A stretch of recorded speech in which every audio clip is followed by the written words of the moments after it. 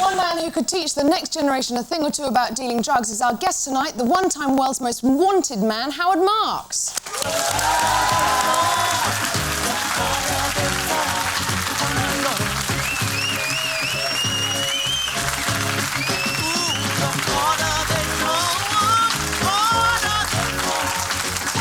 Nice to meet you. You too. I've enjoyed your book. Thank you. Thanks very much for coming on, Howard. Are you shocked by the news that a 3-year-old girl has been selling drugs? I was surprised, yes. They're getting younger these days, aren't they? You know. Do you think it's wrong? Yes, I think it probably is wrong to start selling drugs when you've got no idea how to do it. No idea how to speak. Now, you still take drugs, don't you? Yeah. Would you take them with your kids? Oh, yes, I have done with my kids, yeah. How did you bring that up without being slightly awkward and... Well, that part of my past hasn't been that well hidden, actually. That's true. When did you decide you wanted to be a drug smuggler? When I was 25. Right, Howard, that's interesting. Did you tell your careers advisor? No. As you might have guessed, I didn't have one.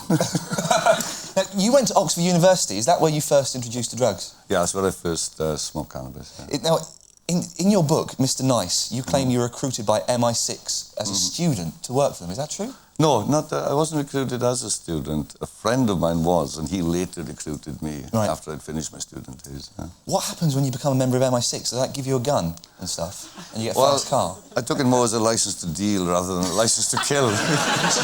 So the MI6 encouraged you to deal drugs? No. But I used my MI6 connection. Clever, like it. Well, you also had connections with the IRA, didn't you? What was your relationship with them? I worked a lot with a guy who claimed he was a member of the IRA. But I have to add that he is the only person, I think, ever who the IRA claimed isn't a member of the IRA. And they haven't even said that about Thatcher. Disowned him? Now, at your peak, how much cannabis were you smuggling a year? Several tens of tons. How much money did that make you? Several tens of millions of pounds. How did the operation work? You couldn't have just stuck it down your sock or put it in the book? No. How did you do it? Containers were useful. Think they check containers? Not very much. You'd think you'd open it up and have a look, wouldn't you? There's too many for them to open up. I mean, they do a kind of profile check. Safety in numbers? Yes, basically. I mean, they probably open some randomly. Now, your book's called Mr. Nice, which is one of your aliases. Which other ones did you use? Oh, there were several dozen.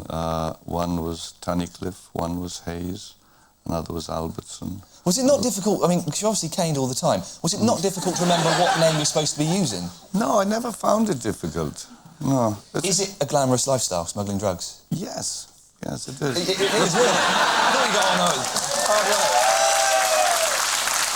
We're just going to say, of course, we don't condone drugs smuggling or smoking. Been told to say that by the channel. Anyway, carry on.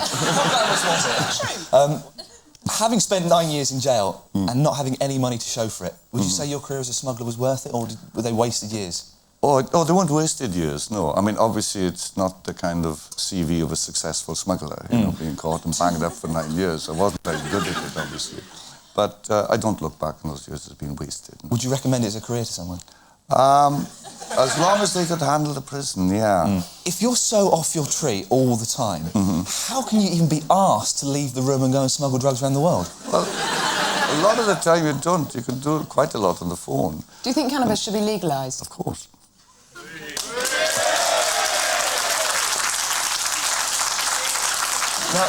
Now, you're in favour of the legalisation of cannabis and say that selling drugs hasn't ruined anybody's life. Well, we've uncovered some evidence from ordinary people which may make you question that belief. Have a look at this, see what you think.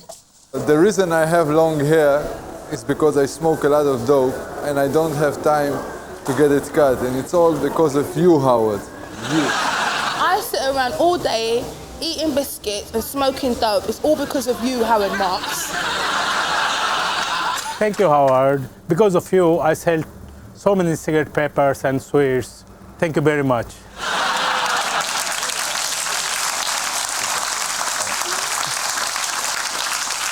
Howard, what do you say to those people in your defence? I think they're great. I don't even feel under attack. Ladies and gentlemen, Howard Marks.